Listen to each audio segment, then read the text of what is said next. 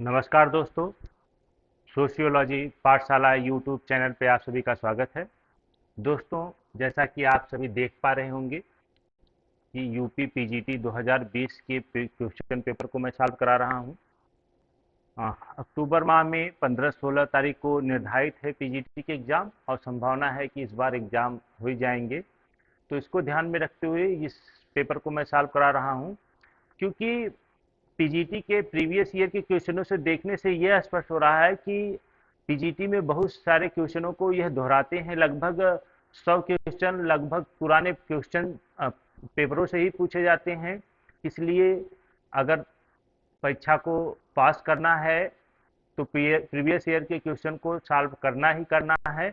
और ध्यान रहे, जो आसान क्वेश्चन होते हैं, जो पिछली क्लास में पूछे गए क्वेश्चन होते हैं, वह गलत ना होने पाए, इसलिए प्रीवियस ईयर के क्वेश्चनों को सॉल्व करना अति आवश्यक है। तो अब तक ये 2020 के पेपर को मैं सॉल्व करा रहा हूँ। इस पेपर में जो है 25-25 करके मैंने 4 सेट पढ़ा दिए हैं। ये 5वां सेट पढ़ाने जा रहा हूँ। तो यह 101 क्वेश्चन से प्रारंभ होगा। आते हैं, पहला प्रश्न है, जनसंख्या का अध्ययन करने के लिए जनसंख्या का अध्ययन करने के लिए सामाजिक केशिका की अवधारणा का उपयोग किसने किया है? तो विकल्प में है Malthus, Dumont, Durkheim, Karl Marx. तो ध्यान रखिएगा, माल्थस ने जनसंख्या संबंधी सिद्धांत दिया हुआ है, जिसमें इन्होंने बताया है कि जनसंख्या जो है गुणात्मक बढ़ती है, जबकि खाद्यान्न होता है वो धनात्मक बढ़ता है, अंकगणितीय माध्यम से बढ़ता है। तो ये तो इनका है। और सामाजिक केशिकत्व का सिद्धांत जो है ड्यूमा महोदय का है। ध्यान रखिएगा, यह लुई डूमा नहीं है। ये लुई डूमा नहीं है, ये एक अलग डूमा है जिनका नाम पूरा हमको भी याद नहीं है, क्योंकि ये लुई डूमा नहीं है। इस चीज को ध्यान रखिएगा, बी विकल्प हो जाएगा। दुर्खिम के बारे में अगर समझेंगे, जनसंख्या के संदर्भ में इनका सिद्धांत आता है कि जैसे जनसंख्या वृद्धि होती है, सामाजिक घनत्व बढ़ता है, तो समाज में श्रम विभाजन बढ़ता है। ऐसा सिद्धांत यह है इनका है। कार्ल मार्क्स ने भी जनसंख्या वृद्धि के संदर्भ में दिया था कि श्रमिकों के संदर्भ में इन्होंने दिया है कि श्रमिकों को यदि अपने हक की लड़ाई लड़नी है तो इनको जनसंख्या बढ़ा करके वर्ग संघर्ष करना है। इसके संदर्भ में कार्ल मार्क्स की ऐसी अवधारणा है। तो इसमें जो है सामाजिक केशिका की सिद्धांत जो है लुई डूमा महोदय का है। अगला प्रश्न है, मिलान करना है, जोड़ा कौन सा गलत है ये बताना है मिलान करके। तो किंग्सले डेविस की पुस्तक जो है ह्यूमन सोसाइटी है, यह तो सही है। गिलीन एवं गिलीन की पुस्तक है कल्चरल सोशियोलॉजी, यह भी सही है कि cultural sociology green and green की है। के एम कपाडिया, तो हिंदू मैरिज पुस्तक ये जो है के एम कपाडिया की नहीं है, ये इरावती कर्वे की पुस्तक है, तो यही गलत हो जाएगा। मैकाइवर एवं पेज की पुस्तक है सोसाइटी, तो इस प्रकार से सी विकल्प क्या हो जाएगा? सही है, क्योंकि गलत जोड़ा पूछा हुआ है कौन सा है, तो सी विकल्प क्या हो जाएगा? सही हो जाएगा। अगला प्रश्न है 103 पे है, निम्नलिखित में से किसने मनुष्य समूह को प्राथमिक समूह एवं द्वितीयक समूह में वर्गीकृत किया है? ध्यान रखिएगा, ऐसे क्वेश्चन आते हैं, किंतु यह जो है सी एच कूले का है। इन्होंने द्वितीयक समूह का उल्लेख विशेष रूप से नहीं किया है। इन्होंने प्राथमिक समूह और अर्ध प्राथमिक समूह का ही उल्लेख किया है। बाद में ये होता है कि प्राथमिक समूह के अलावा कौन सा होगा, तो वो द्वितीयक समूह है, तो इनके नाम के साथ जोड़ दिया जाता है। यह भी ध्यान रखिएगा।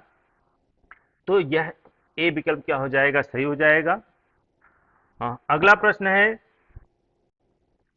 समिति से सदस्यता का और संस्था से सेवा के एक प्रकार का अथवा साधन का बोध होता है, किसने कहा है?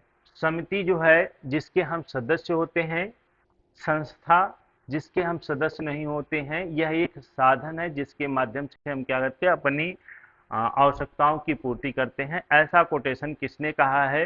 तो यह कोटेशन जो है मैकाइवर एवं पेज महोदय का है।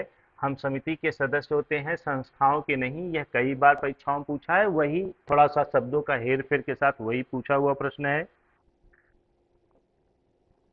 अगला प्रश्न है, संस्कृति को इंद्रिय परक, संस्कृति को इंद्रिय परक, विचारात्मक एवं आदर्शात्मक रूपों में किसने वर्गीकृत किया है? तो संस्कृति के 3 स्वरूपों की चर्चा, जो सीमाओं के सिद्धांत, पेंडुलम का सिद्धांत आदि नामों से जाना जाता है, ये बताते हैं कि पहले क्या होती है, संस्कृति जो होती है इंद्रिय परक होती है, और उसके बाद क्या होती है, विचारात्मक होती है, बीच में एक अवस्था आती है जिसे आदर्शात्मक। इस प्रकार से संस्कृति हमेशा ऐसे अपवर्ड और डाउनवर्ड में जाती रहती है। तो यह संस्कृति का विभाजन जो है सोरोकीन महोदय ने किया है। तो इस प्रकार से सी विकल्प क्या हो जाएगा, सही हो जाएगा। अगला प्रश्न है, समाजशास्त्र न तो अन्य सामाजिक विज्ञानों की गृह स्वामिनी मानी जाती है और न ही उसकी दासी, अपितु भगिनी मानी जाती है। सभी सामाजिक विज्ञानों क्या मानी जाती है, भगिनी यानी बहन मानी जाती है। यह किसने कहा है? तो यह कोटेशन विकल्प में है A L क्रोबर, George Simpson, Barnes और बेकर, हावेल। तो यह कोटेशन जो है बार्न्स और बेकर का है। रटा हुआ क्वेश्चन होता है समाजशास्त्रियों के पास ये, क्योंकि ये प्रारंभ में जब समाजशास्त्र की प्रकृति बताते हैं लोग, या फिर समाजशास्त्र का उद्भव एवं विकास बताते हैं, तो वहीं पे ये इसकी चर्चा हो जाती है। अगला प्रश्न है 7वां नंबर, सामाजिक स्तरीकरण के अध्ययन के लिए मैक्स वेबर का उपागम क्या था? मैक्स वेबर ने सामाजिक स्तरीकरण के उपागम किसके माध्यम से, कितने आयामी थे, ये पूछा हुआ है। तो द्विआयामी, एकल आयामी, त्रिआयामी या चतुर्आयामी? तो आप लोग जानते होंगे कि मैक्स वेबर ने त्रिआयामी सिद्धांत दिया हुआ है। सामाजिक स्तरीकरण का त्रिआयामी 3 वर्ग बताते हैं, क्लास, स्टेटस एंड पावर।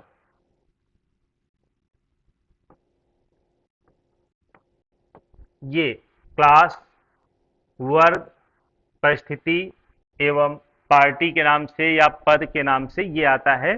तो ये 3 स्तरीकरण के आधार मैक्स वेबर ने बांटा है, इसे त्रिआयामी नाम से जाना जाता है। तो सी विकल्प क्या हो जाएगा, सही हो जाएगा। समाज के उद्विकास का सिद्धांत, थ्योरी ऑफ इवोल्यूशन, किसने प्रतिपादित किया है?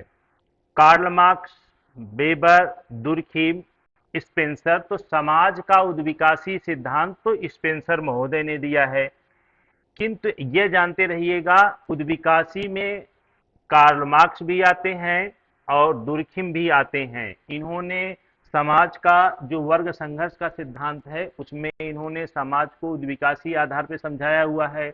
दुर्खिम ने यांत्रिक एकता, सावयवी एकता के आधार पर सामाजिक उद्विकास की बात करते हैं, किंतु स्पेंसर महोदय ने पूरा सिद्धांत दिया था कि कैसे जीवों का उद्विकास जिस प्रकार से हुआ है उसी प्रकार से मानव समाज का भी उद्विकास हुआ है। इन्हें समाज का सावयवी सिद्धांत भी कहा जाता है। तो इस प्रकार से डी विकल्प क्या हो जाएगा, सही हो जाएगा। अगला प्रश्न है, किसने कहा समाज शास्त्र एवं मानव शास्त्र जुड़वा बहने हैं? समाज शास्त्र और मानव शास्त्र की जुड़वा बहने हैं। तो समाज शास्त्र, मानव शास्त्र को एंथ्रोपोलॉजी कहते हैं, सोशियोलॉजी और एंथ्रोपोलॉजी जुड़वा बहने हैं, किसने कहा है?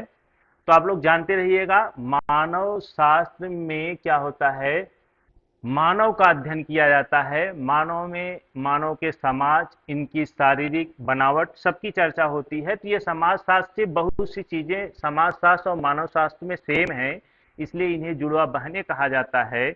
यह कोटेशन जो है ए एल क्रोबर महोदय ने कहा है। तो इस प्रकार से बी विकल्प क्या हो जाएगा, सही हो जाएगा। अगला प्रश्न है परिहास संबंध, जोकिंग रिलेशन की बात कर रहे हैं। जोकिंग रिलेशन किसके किसके बीच में पाया जाता है? तो पिता एवं पुत्री के मध्य जोकिंग रिलेशन नहीं पाया जाता। माता एवं पुत्री के बाद मध्य जो होता है यह भी जोकिंग रिलेशन नहीं होता। पिता एवं पुत्री के मध्य यह भी नहीं होता, तो लास्ट बचा ही है एक। और देख भी लीजिए, जीजा और साली के बीच में जो संबंध होते हैं वह हंसी मजाक वाले या परिहास या जोकिंग रिलेशन के नाम से आते हैं, तो डी विकल्प सही हो जाएगा। निम्नलिखित सामाजिक प्रक्रियाओं में किसमें एक व्यक्ति या समूह अन्य संस्कृति को पूर्णतः अंगीकृत कर लेता है। यहाँ ध्यान रखिएगा, पूर्णतः अंगीकृत करने की बात हो रही है। एक संस्कृति क्या होती है, दूसरे संस्कृति में समा जाती है एक तरीके से। देखिए, समायोजन कहने का मतलब होता है एक दूसरे के साथ मिल करके सामंजस्य करना, जिसे एकोमेंडेशन कहते हैं। इस शब्द को आप लोग जरूर पढ़ लीजिएगा इन लोगों को, क्योंकि सहयोग के लिए एक दूसरे के साथ मिलकर के सहयोग करते हैं। सात्मीकरण जो होता है, जिसे एसिमिलेशन के नाम से जाना जाता है, इसमें क्या होती है, एक संस्कृति दूसरी संस्कृति में क्या हो जाती है, पूर्णतया विलीन हो जाती है। यानी एक संस्कृति का अस्तित्व क्या हो जाता है, समाप्त होकर के वो दूसरी संस्कृति में पूर्णतः मिल जाती है। इसी को कहा जाता है एसिमिलेशन। तो इस प्रकार से पूर्णतया अंगीकृत करने का मतलब एसिमिलेशन, यह सी विकल्प सही हो जाएगा। सामाजिकरण का मतलब होता है समाज के नियम कानूनों को सीखना, तो यह जो है पूर्णतः अंगीकृत करने की बात नहीं हो रही है। एक संस्कृति दूसरे संस्कृति में क्या हो जाती है, पूर्णतः विलीन हो जाती है, तो उसे सात्मीकरण कहते हैं। अगला प्रश्न है, निम्नलिखित में से कौन एक क्षेत्र दुर्खिम द्वारा दी गई समाजशास्त्र की विषय वस्तु में सम्मिलित नहीं है। ये ध्यान रखिएगा कि दुर्खिम ने समाजशास्त्र की विषय वस्तु को स्पष्ट किया है। उसमें 3 प्रकार के समाजशास्त्र की विषय वस्तु के बारे में चर्चा किया है, एक नहीं है। तो कौन सा नहीं है, तो उन्होंने सामाजिक स्वरूप शास्त्र, जिसे सोशल मॉर्फोलॉजी कहा जाता है, इसको रखा हुआ है। सामाजिक शरीर शास्त्र, जिसे सोशल फिजियोलॉजी कहा जाता है, इसको भी रखा हुआ है। और सामान्य समाजशास्त्र, जनरल सोशियोलॉजी, इसको रखा हुआ है। इन्होंने सामाजिक विरासत, हेरिटेज की बात यह समाजशास्त्र के विभाजन में नहीं करते हैं, यानी समाजशास्त्र की विषय वस्तु को नहीं मानते हैं। तो सी विकल्प क्या हो जाएगा, सही हो जाएगा। अगला प्रश्न है, यह प्रश्न कभी मैंने बताया था कि कभी पूछा जाता है कि भारत के संदर्भ में, कभी कभी पूछा जाता है उत्तर प्रदेश के संदर्भ में। तो ये प्रश्न आया है कि उत्तर प्रदेश में किस विश्वविद्यालय में समाजशास्त्र सर्वप्रथम अध्ययन किया गया था। तो यह अध्ययन सबसे पहली बार लखनऊ विश्वविद्यालय में प्रारंभ हुआ था। तो इस प्रकार से डी विकल्प क्या हो जाएगा, सही हो जाएगा। लखनऊ विश्वविद्यालय राज्य विश्वविद्यालय है उत्तर प्रदेश में, उसमें यह अध्ययन प्रारंभ हुआ था। यह है कौन सा एक संस्था का उदाहरण है, संस्था का एक उदाहरण है, इसमें से कौन सा है। तो जाति, परिवार, विवाह, उपर्युक्त सभी। तो आप सभी लोग जानते होंगे, जाति भी क्या है, संस्था है, परिवार भी संस्था है, और विवाह भी संस्था है। तो इसमें से तीनों विकल्प क्या हो जाएंगे, सही हो जाएंगे। तो डी ऑप्शन क्या हो जाएगा, सही हो जाएगा। अगला प्रश्न है, सभी सामाजिक परिवर्तन विचारों के माध्यम से घटित होते हैं। किसने कहा है कि सभी सामाजिक परिवर्तन विचारों के माध्यम से घटित होते हैं, कि विचारों में परिवर्तन होता है तभी समाज में परिवर्तन आता है, ऐसा किसने कहा है। ध्यान रखिएगा, इसमें जो आयोग ने आंसर माना हुआ है वह अकबर ने एवं नीम काफ को आयोग ने आंसर सही माना है। ध्यान रखिएगा, सेम प्रश्न पूछा हुआ है। ये 2020 का मैं सॉल्व करा रहा हूं, तो ये इसमें यह प्रश्न आया है। इसके पहले 2016 वाले पेपर में भी यह प्रश्न आया हुआ है, किंतु विकल्प में ये रखे हुए हैं मैकाइवर पेज एवं अकबर ने नीम काफ को, और 2 विकल्प साथ में और रखा हुआ है। विकल्प हमको नहीं याद आ रहा है, तो मैं आपको बता देता। और आयोग ने इस प्रश्न को डिलीट कर दिया था। अब मैं यहीं पे आप लोगों को इसलिए बताना चाहता हूं कि आयोग की कुछ मनमानी होती है। ध्यान रखिएगा, यहाँ पे ये प्रश्न दिया हुआ है, विकल्प में इसने अकबर एवं नीमकाफ को आंसर को सही माना है। जब 2016 में ये पेपर आया था, उसमें भी विकल्प में अकबर नीमकाफ हैं, फिर भी उसको क्या कर दिया है, ये डिलीट कर दिया है। तो आयोग कुछ प्रश्नों को अपने मर्जी से डिलीट कर देता है, ऐसा आप मान के चलिए। आप सही करेंगे, सही भी होगा तो आयोग नहीं मानेगा। जैसा कि मैं आपको यहाँ पे बता ही रहा हूँ, उसमें आगमन एवं नियमकाफ हैं विकल्प में, तो अब उनको मानना चाहिए था, किंतु आयोग ने नहीं माना, ये उसकी मर्जी है। तो 20,000 में मूल्यांकन में इसको रखा गया था 2020 में, और 16 में इसे क्या कर दिया गया था, मूल्यांकन से बाहर, यानी उसको निकाल दिया गया था। तो आप लोग इस चीज पर ध्यान रखिएगा। यदि प्रश्न आता है तो आगमन एवं नियमकाफ को लगाइएगा। इस पे चैलेंज किया जा सकता है कि भाई कोई गया नहीं कोर्ट, बात अलग है, किंतु यह जो है जाने लायक क्वेश्चन था कि इसके लिए कोर्ट में किया जा सकता था कि भाई जब 2016 में इसको निकाल दिया गया था तो 20 में भी निकाला जा सकता था, किंतु आयोग ने इससे आंसर को सही माना। अगला प्रश्न है हिंदू विवाह अधिनियम। ध्यान रखिएगा, कभी कभी तो यही पूछा जाता है हिंदू विवाह अधिनियम कब पारित हुआ था, तो 1955 में। यह ध्यान रखिएगा, इसी सन को भी ध्यान रखिएगा। किस चीज की मनाही की गई है, तो मनाही जो है सप्रवर विवाह इसकी मनाही नहीं है, सगोत्र विवाह इसकी मनाही नहीं है, सपिंड विवाह की मनाही की गई है। इसमें यह कहा गया है 1955 में कि जब माता की तरफ से 3 पीढ़ी जो सपिंड होंगे उनसे विवाह नहीं होगा। 3 पीढ़ी किसकी तरफ से, माता की तरफ से, और पिता की तरफ से 5 पीढ़ी, यह भी पूछा जाता है, इसको भी आप लोग ध्यान रखिएगा।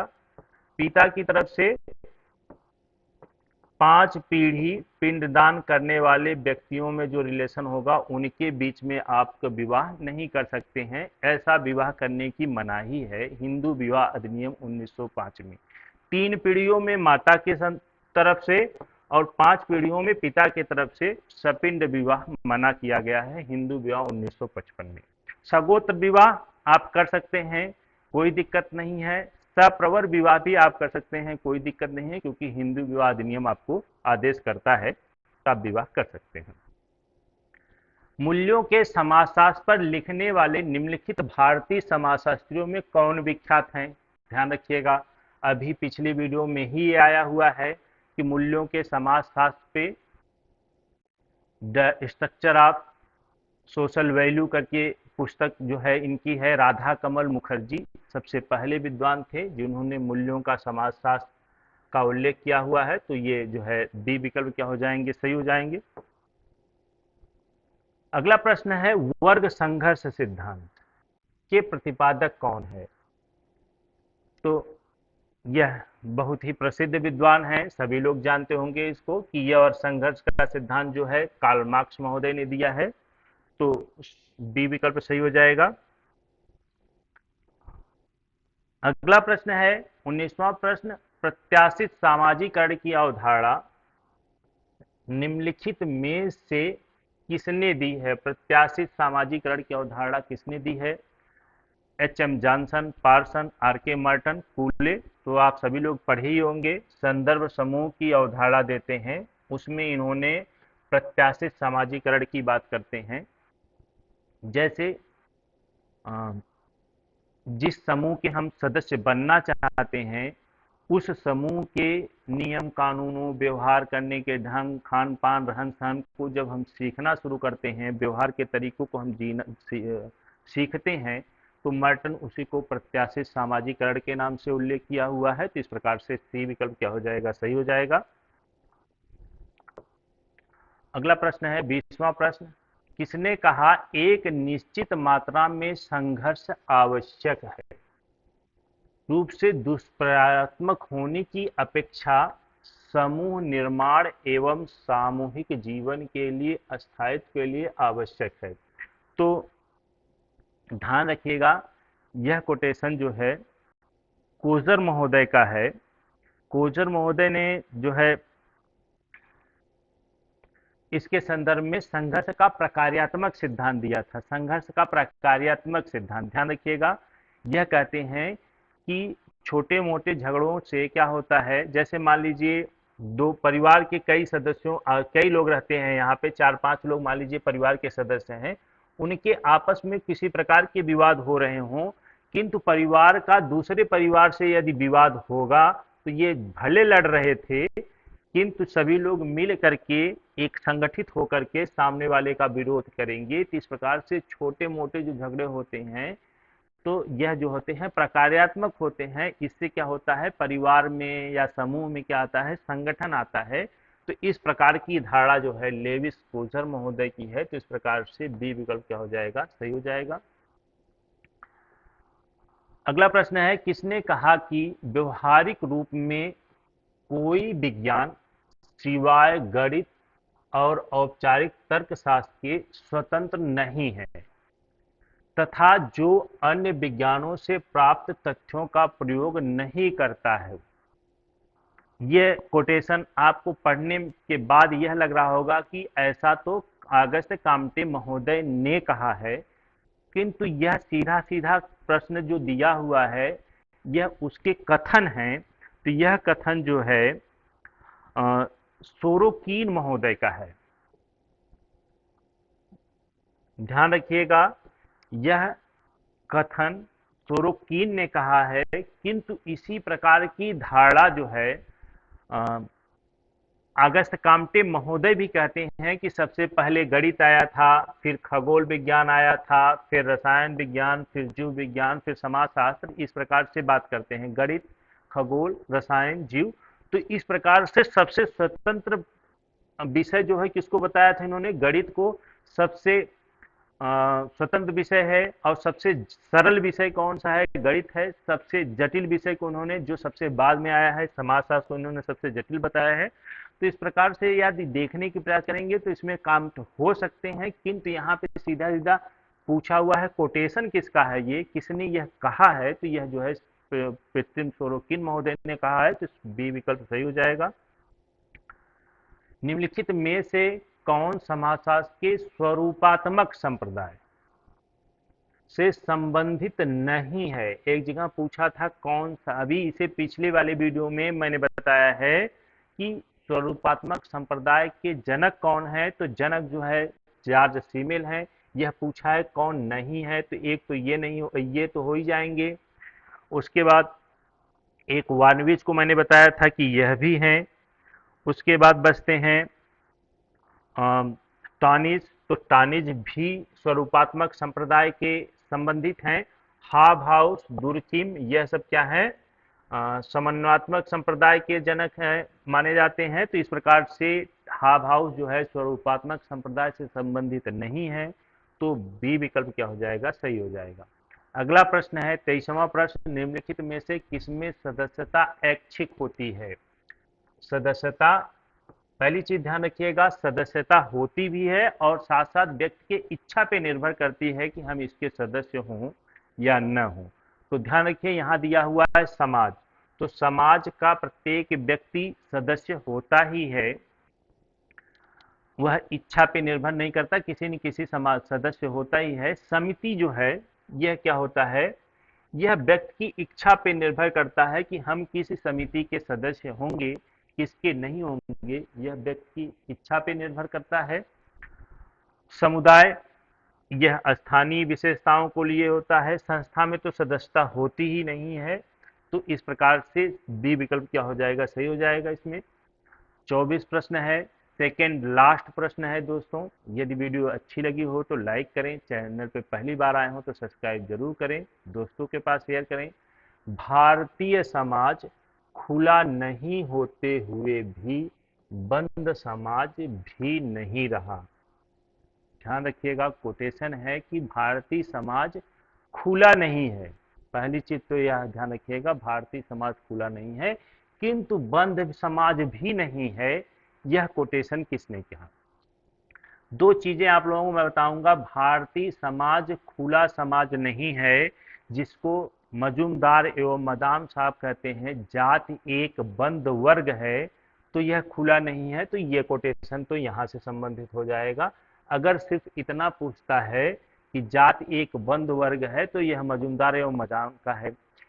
बंद समाज भी नहीं है, जैसे घूरिये महोदय ने कहा कि जातिगत रूप से गतिशीलता देखने को मिलती है संस्कृतिकरण के माध्यम से। सॉरी, श्रीनिवास महोदय ने कहा कि गतिशीलता, जाति में भी गतिशीलता पाई जाती है और वह गतिशीलता किसके माध्यम से, संस्कृतिकरण के माध्यम से बताते हैं, तो बंद भी नहीं है।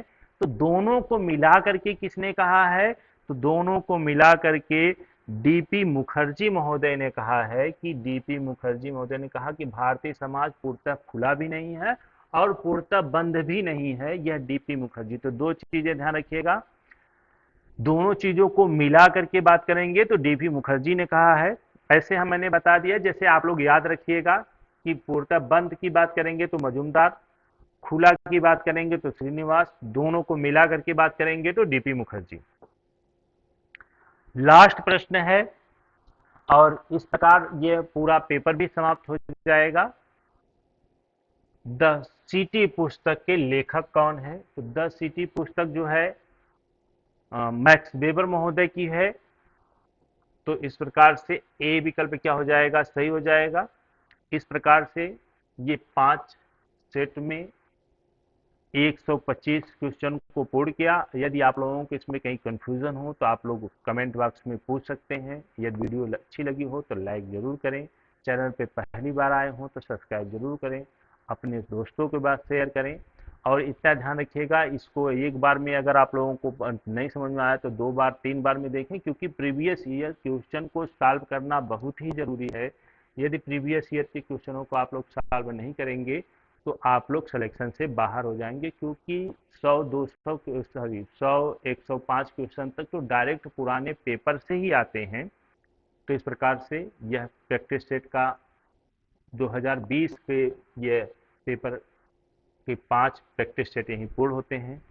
बहुत बहुत धन्यवाद, आप लोगों ने वीडियो को देखा, लाइक किया, चैनल को सब्सक्राइब जरूर करें। बहुत बहुत धन्यवाद। जय हिंद, जय भारत।